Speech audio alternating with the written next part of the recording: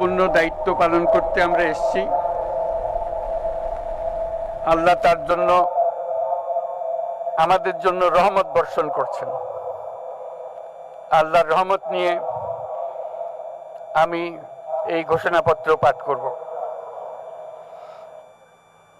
বিসমিল্লাহির রহমানির রহিম। যেহেতু উপনিবেশ বিরোধী লড়াইয়ের সুদীর্ঘকালের ধারাবাহিকতায় এই ভূখণ্ডের মানুষ দীর্ঘ 23 বছর পাকিস্তানের স্বৈরশাসকদের বঞ্চনা ও শোষণের বিরুদ্ধে রুখে দাঁড়িয়েছিল এবং নির্বিচার গণহত্যার বিরুদ্ধে গণপ্রতিরোধ গড়ে 1971 সালের 26শে মার্চ স্বাধীনতা ঘোষণা করে রক্তক্ষয়ী মুক্তিযুদ্ধের মাধ্যমে জাতীয় মুক্তির লক্ষ্যে বাংলাদেশ রাষ্ট্র প্রতিষ্ঠা করেছিল। এবং যেহেতু বাংলাদেশের আপামর জনগণ দীর্ঘ আন্দোলন সংগ্রামের মধ্য দিয়ে এই ভূখণ্ডে স্বাধীনতার ঘোষণাপত্রে বিবৃত সাম্য, মানবিক মর্যাদা, সামাজিক সুবিচারের ভিত্তিতে উদার গণতান্ত্রিক রাষ্ট্র বিনির্মাণের আকাঙ্ক্ষাকে বাস্তবায়নের জন্য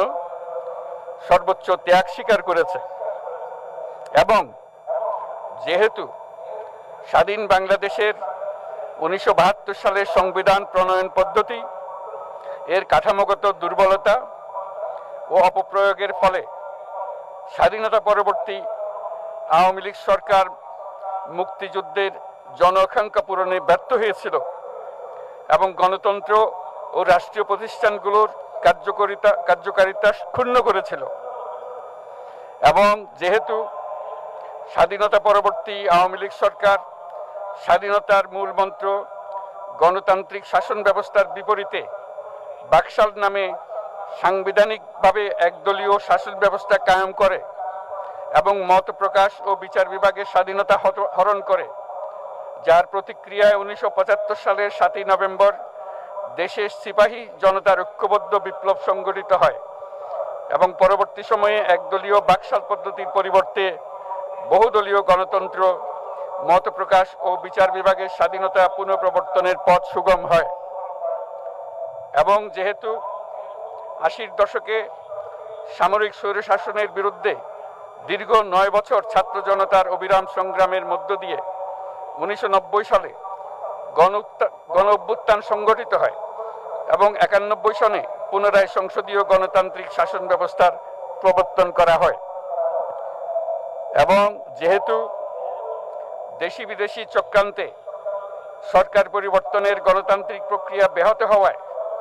1/11 মতো ষড়যন্ত্রমূলক ব্যবস্থার মাধ্যমে বাংলাদেশে শেখ হাসিনার একচ্ছত্র ক্ষমতা, আধিপত্য এবং ফেসিবাদের পথ সুগম করা হয়।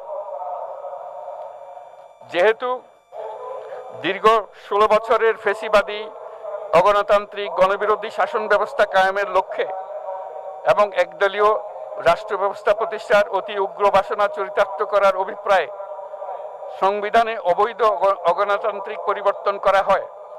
যার ফলে একদলীয় একচ্ছত্র ক্ষমতা ও আধিপত্য প্রতিষ্ঠার পথ সুগম হয়। এবং যেহেতু শেখ হাসিনার আওয়ামী লীগ সরকারের দুঃশাসন, গুম খুন, আইন বহির্ভূত হত্যাকাণ্ড, মত প্রকাশের স্বাধীনতা হরণ এবং একদলীয় স্বার্থে সংবিধান সংশোধন ও পরিবর্তন বাংলাদেশের সকল রাষ্ট্রীয় সাংবিধানিক প্রতিষ্ঠানসমূহকে ধ্বংস করে। এবং যেহেতু হাসিনা সরকারের আমলে তারই নেতৃত্বে একটি চরম গণবিরোধী, একতান্ত্রিক ও মানবাধিকার হরণকারী শক্তি বাংলাদেশকে একটি ফেসিবাদী, মাফিয়া এবং ব্যর্থ রাষ্ট্রের রূপ দিয়ে আন্তর্জাতিকভাবে বাংলাদেশের ভাবমূর্তি ক্ষুণ্ণ করে, এবং যেহেতু তথাকথিত উন্নয়নের নামে শেখ হাসিনার ফেসিবাদী নেতৃত্বে সীমাহীন দুর্নীতি, ব্যাংক লুট, অর্থ পাচার ও অর্থনৈতিক প্রতিষ্ঠানগুলিকে ধ্বংসের মধ্যে দিয়ে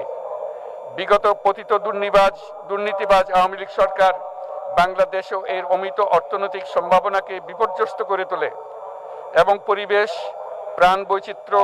ও জলবায়ুকে বিপন্ন করে। এবং যেহেতু শেখ হাসিনার ফ্যাসিস্ট সরকারের বিরুদ্ধে রাজনৈতিক দল, ছাত্র শ্রমিক সংগঠন সহ সমাজের সর্বস্তরের জনগণ গত প্রায় 16 বছর যাবৎ নিরন্তর গণতান্ত্রিক সংগ্রাম করে জেল জুলুম, হামলা মামলা, গুম খুন ও বিচার বহির্ভূত হত্যাকাণ্ডের শিকার হয় এবং যেহেতু বাংলাদেশে বিদেশি রাষ্ট্রের অন্যায় প্রভুত্ব, শোষণ ও খবরদারিত্বের বিরুদ্ধে এদেশের মানুষের ন্যায়সঙ্গত আন্দোলনকে বহিঃশক্তির তাবেদার আওয়ামী লীগ সরকার নিষ্ঠুর শক্তি প্রয়োগের মাধ্যমে দমন করে এবং যেহেতু অবৈধভাবে ক্ষমতা অব্যাহত রাখতে আওয়ামী লীগ সরকার 3টি প্রহসনের নির্বাচনে এর জাতীয় সংসদ নির্বাচন এদেশের মানুষকে ভোটাধিকার ও প্রতিনিধিত্ব থেকে বঞ্চিত করে, যেহেতু আওয়ামী লীগ আমলে ভিন্ন মতের রাজনৈতিক নেতাকর্মী, শিক্ষার্থী,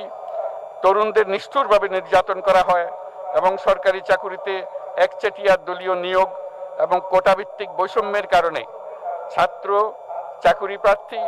নাগরিকদের মধ্যে চরম ক্ষোভের জন্ম হয় এবং যেহেতু বিরোধী রাজনৈতিক দল সংগঠনের উপর চরম নিপীড়নের ফলে দীর্ঘদিন ধরে জনরোষের সৃষ্টি হয় এবং জনগণ সকল বৈধ প্রক্রিয়া অবলম্বন করে ফ্যাসিবাদ বিরোধী লড়াই চালিয়ে যায় এবং যেহেতু সরকারি চাকরিতে বৈষম্যমূলক কোটা ব্যবস্থা বিলোপ ও দুর্নীতি প্রতিরোধে বৈষম্য বিরোধী ছাত্র আন্দোলন চলাকালে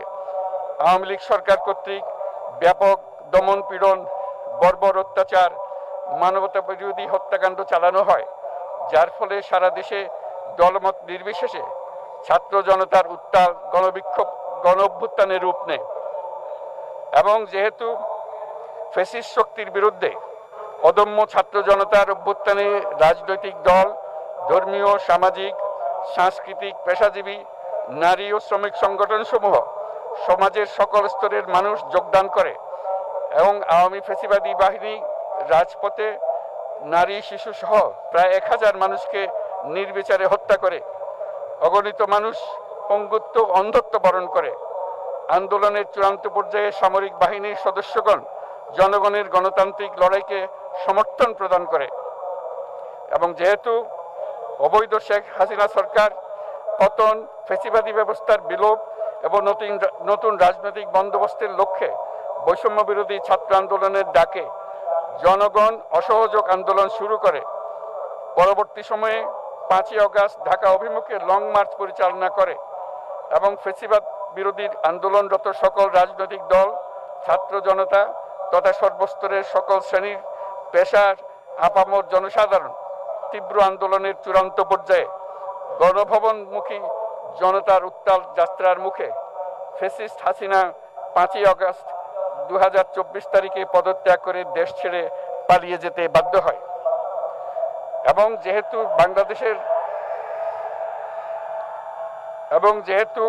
বাংলাদেশের রাজনৈতিক ও সাংবিধানিক সংকট মোকাবেলায় গণ অভ্যুত্থানের মধ্য দিয়ে ব্যক্ত জনগণের সার্বভৌমত্বের প্রত্যয় ও প্রয়োগ রাজনৈতিক ও আইনি উভয় দিক থেকে যুক্তিসঙ্গত, বৈধ ও আন্তর্জাতিকভাবে স্বীকৃত এবং যেহেতু জনগণের দাবি অনুযায়ী এরপর অবৈধ দ্বাদশ জাতীয় সংসদ ভেঙে দেওয়া হয় এবং সংবিধানের 106 অনুচ্ছেদ অনুসারে সুপ্রিম কোর্টের মতামতের আলোকে সাংবিধানিকভাবে ডক্টর মোহাম্মদ ইউনূসের নেতৃত্বে 8ই আগস্ট 2024 তারিখে একটি অন্তর্বর্তীকালীন সরকার গঠন করা হয় এবং যেহেতু বাংলাদেশের সর্বস্তরের জনগণের ফ্যাসিবাদ বিরোধী তীব্র আকাঙ্ক্ষা এবং ছাত্র জনতার অভ্যুত্থানের মধ্য দিয়ে ফ্যাসিবাদ, বৈষম্য, দুর্নীতিমুক্ত সমাজ ও রাষ্ট্র বিনির্মাণের অভিপ্রায় প্রকাশিত হয়, সেই হেতু বাংলাদেশের জনগণ সুশাসন ও সুষ্ঠু নির্বাচন, ফ্যাসিবাদী শাসনের পুনরাবৃত্তি রোধ, আইনের শাসন, অর্থনৈতিক ও সামাজিক ন্যায় বিচার নিশ্চিত করার লক্ষ্যে নিয়মতান্ত্রিক উপায়ে বিদ্যমান সংবিধান ও সকল রাষ্ট্রীয় সাংবিধানিক প্রতিষ্ঠানের গণতান্ত্রিক সংস্কার সাধনের অভিপ্রায় ব্যক্ত করে এবং সেহেতু বাংলাদেশের জনগণ বিগত 16 বছরের দীর্ঘ ফ্যাসিবাদ বিরোধী আন্দোলন সংগ্রামকালে এবং 2024 সালের জুলাই গণঅভ্যুত্থানকালীন সময়ে ফ্যাসিস্ট আওয়ামী লীগ সরকার কর্তৃক সংগঠিত গুম খুন, হত্যা, গণহত্যা, মানবাধিকার বিরোধী অপরাধ ও সকল ধরনের নির্যাতন, নিপীড়ন ও রাষ্ট্রীয় সম্পত্তি লুণ্ঠনের অপরাধ সমূহের দ্রুত উপযুক্ত বিচারের দৃঢ় অভিপ্রায় ব্যক্ত করছে। সেহেতু বাংলাদেশের জনগণ জুলাই জনগণের সকল শহীদদের জাতীয় বীর হিসেবে ঘোষণা করে শহীদদের পরিবার, আহত যোদ্ধা এবং আন্দোলনকারী ছাত্র জনতাকে প্রয়োজনীয় সকল আইনি সুরক্ষা দেওয়ার অভিপ্রায় ব্যক্ত করেছে এবং সেহেতু বাংলাদেশের জনগণ যুক্তিসঙ্গত সময়ে আয়োজিতব্য অবাধ ও সুষ্ঠু ও নিরপেক্ষ একটি নির্বাচনের মাধ্যমে গঠিত জাতীয় সংসদে প্রতিশ্রুত প্রয়োজনীয় সাংবিধানিক সংস্কারের মাধ্যমে দেশের মানুষের প্রত্যাশা, বিশেষত তরুণ প্রজন্মের আকাঙ্ক্ষা অনুযায়ী আইনের শাসন ও মানবাধিকার, দুর্নীতি, শোষণমুক্ত, বৈষম্যহীন ও মূল্যবোধ সম্পন্ন সমাজ এবং গণতান্ত্রিক রাষ্ট্র ব্যবস্থা প্রতিষ্ঠার অভিপ্রায় ব্যক্ত করেছে এবং সেহেতু বাংলাদেশের জনগণ এই প্রত্যাশা ব্যক্ত করছে যে একটি পরিবেশ ও জলবায়ু সহিষ্ণু,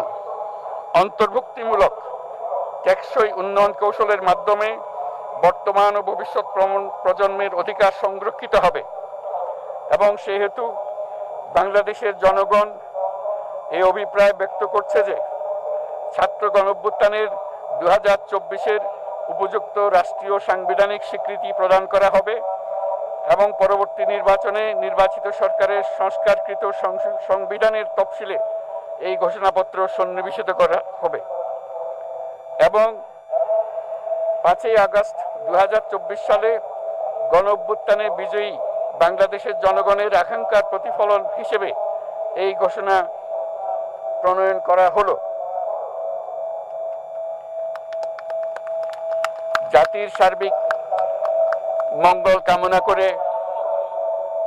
আমি জুলাই ঘোষণাপত্র আপনাদের সবার সামনে উত্থাপন করলাম। আল্লাহ সকলের জন্য মঙ্গল দান করুন, জাতির জন্য মঙ্গল নিয়ে আসুক। সবাইকে ধন্যবাদ। আল্লাহ হাফেজ।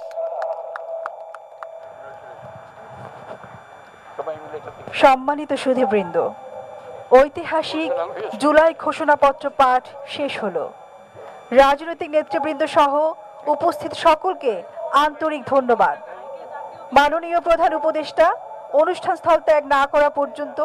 সকল সম্মানিত অতিথিকে স্ব আসনে উপবিষ্ট থাকার জন্য সবিনয় অনুরোধ জানাচ্ছি। সুধীমণ্ডলী, এবারে আমরা পুনরায় ফিরে যাচ্ছি মানিক মিয়া অ্যাভিনিউতে আজকের দিনব্যাপী সাংস্কৃতিক অনুষ্ঠানমালা ও সন্ধ্যায় আকর্ষণীয় ড্রোনের মাধ্যমে নতুন বাংলাদেশের গল্প বলায়।